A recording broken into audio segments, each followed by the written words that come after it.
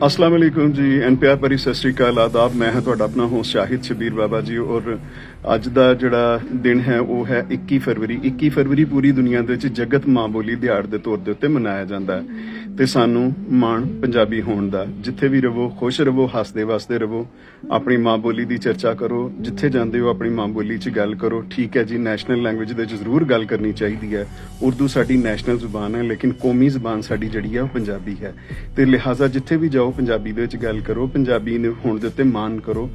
ਪੰਜਾਬੀ ਗੀਤ ਸੁਣਦੇ ਹੋ ਬੜੇ ਸ਼ੌਕ ਨਾਲ, ਪੰਜਾਬੀ ਡਰਾਮੇ ਦੇਖਦੇ ਹੋ ਬੜੇ ਸ਼ੌਕ ਨਾਲ, ਪੰਜਾਬੀ ਫਿਲਮਾਂ ਦੇਖਦੇ ਹੋ ਬੜੇ ਸ਼ੌਕ ਨਾਲ, ਲੇਕਿਨ ਪੰਜਾਬੀ ਬੋਲਣ ਲੱਗਿਆਂ ਥੋੜੀ ਜਿੰਨੀ ਤੁਹਾਨੂੰ ਦਿੱਕਤ ਹੁੰਦੀ ਹੈ ਤੇ ਉਸ ਦਿੱਕਤ ਨੂੰ ਦੂਰ ਕਰੋ, ਖੋਲ ਕੇ ਪੰਜਾਬੀ ਬੋਲੋ। ਇੱਕ ਤਮੀਜ਼ਦਾਰ ਜ਼ੁਬਾਨ ਹੈ, ਇੱਕ ਵਿਰਾਸਤ ਰੱਖਣ ਵਾਲੀ ਹੈ, ਹਿਸਟਰੀ ਰੱਖਣ ਵਾਲੀ ਹੈ, ਹੈਰੀਟੇਜ ਰੱਖਣ ਵਾਲੀ ਹੈ।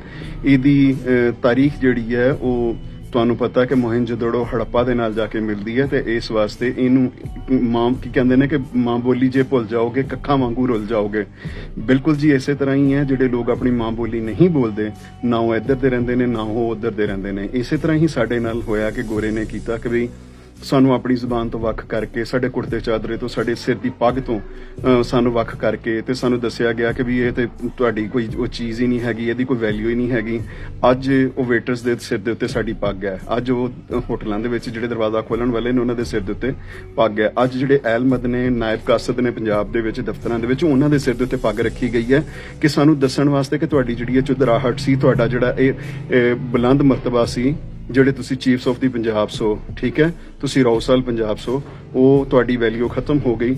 ਤੁਸੀਂ ਸਾਡੇ ਮਾਂ ਤਹਿਤ ਆ ਗਏ ਹੋ ਔਰ ਸਾਡੀ ਪੱਗ ਨੂੰ ਜਿਹੜਾ ਉਹਨਾਂ ਨੇ ਇਸ ਤਰੀਕੇ ਨਾਲ ਰੋਲਿਆ। ਸੋ ਆਪਣੀ ਪੱਗ, ਆਪਣਾ ਪਹਿਨਾਵਾ, ਆਪਣੀ ਬੋਲੀ, ਆਪਣਾ ਕਲਚਰ, ਆਪਣਾ ਹੈਰੀਟੇਜ ਕਿਸੇ ਸ਼ਹਿਰ ਨਾ ਛੱਡੋ ਔਰ ਆਪਣੇ ਪੰਜਾਬੀ ਹੋਣ ਦੇ ਉੱਤੇ ਮਾਣ ਕਰੋ। ਪੂਰੀ ਦੁਨੀਆ ਦੇ ਵਿੱਚ ਜਿੱਥੇ ਵੀ ਬੈਠੇ ਹੋਏ ਪੰਜਾਬੀ ਹਨ, ਅੱਜ ਉਹਨਾਂ ਨੂੰ ਜਗਤ ਮਾਂ ਬੋਲੀ ਦਿਹਾੜ ਦੇ ਬਹੁਤ ਬਹੁਤ ਵਧਾਈਆਂ ਹੋਣ ਔਰ ਵਰਲਡ ਲੈਵਲ ਦੇ ਉੱਤੇ ਦੁਨੀਆ ਦੇ ਵਿੱਚ 7ਵੇਂ ਔਰ 9ਵੇਂ ਸਥਾਨ ਦੇ ਉੱਤੇ ਖਲੋਤੀ ਹੈ ਮੇਰੀ ਮਾਂ ਬੋਲੀ, ਜਿਹਦੇ ਹਨ 38 ਡਾਇਲੈਕਟਸ। ਹਾਂਜੀ ਜੀ, ਇੱਥੇ ਇੱਕ ਮੈਂ ਗੱਲ ਹੋਰ ਕਰਾਂਗਾ ਕਿ 38 ਡਾਇਲੈਕਟਸ ਦੇ ਉੱਤੇ ਅੱਜ ਤੱਕ ਕਿਸੇ ਨੇ ਕੰਮ ਨਹੀਂ ਕੀਤਾ। ਮੈਂ ਕੰਮ ਕਰਨਾ ਚਾਹੁੰਦਾ ਵਾਂ, ਮੈਂ ਇਹਨੂੰ ਰਿਕਾਰਡ ਕਰਨਾ ਚਾਹੁੰਦਾ ਵਾਂ, ਲੇਕਿਨ ਪੰਜਾਬ ਇੰਨਾ ਵੱਡਾ ਹੈ ਕਿ ਮੈਂ ਅਗਰ 2 ਸਾਲ ਵੀ ਲਾਵਾਂਗਾ ਤੇ ਇਹਨਾਂ ਬੋਲੀਆਂ ਨੂੰ ਮੈਂ ਕਵਰ ਨਹੀਂ ਕਰ ਸਕਦਾ।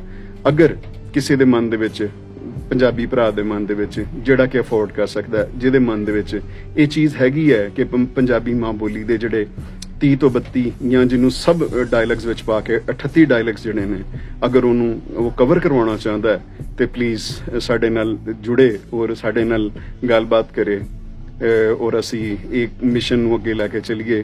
ਜੇ ਮਾਂ ਬੋਲੀ ਦਿਹਾੜ ਕਹਿ ਲਵੋ ਤੁਸੀਂ, ਕਿ ਸਭ ਨੂੰ ਬਹੁਤ ਬਹੁਤ ਮੁਬਾਰਕ ਹੋਏ। ਪੰਜਾਬੀ ਹੋਣ ਤੇ ਮਾਣ, ਸਾਨੂੰ ਪੰਜਾਬੀ ਹੋਣ ਦੇ ਉੱਤੇ ਮਾਣ ਹੋਣਾ ਚਾਹੀਦਾ, ਸਾਨੂੰ ਗਰੂਰ ਹੋਣਾ ਚਾਹੀਦਾ ਪੰਜਾਬ ਔਰ ਪੰਜਾਬੀਆਂ ਦੇ ਉੱਤੇ। ਇਸ ਮਾਂ ਧਰਤੀ ਮਾਂ ਨੇ ਸਾਨੂੰ ਬੜਾ ਕੁਝ ਦਿੱਤਾ ਹੈ, ਇਸ ਧਰਤੀ ਮਾਂ ਨੇ ਸਾਨੂੰ ਬੜੀ ਇੱਜ਼ਤ ਦਿੱਤੀ ਹੈ। ਜਿੱਥੇ ਜਾਂਦੇ ਹਾਂ ਅਸੀਂ ਕਿ ਸਾਨੂੰ ਇੱਕ ਵਿਰਾਸਤ ਹੈ, ਸਾਡੇ ਕੋਲ ਕਲਚਰ ਹੈ, ਸਾਡੇ ਕੋਲ ਹਿਸਟਰੀ ਹੈ, ਸਾਡੇ ਕੋਲ ਹੈਰੀਟੇਜ ਹੈ।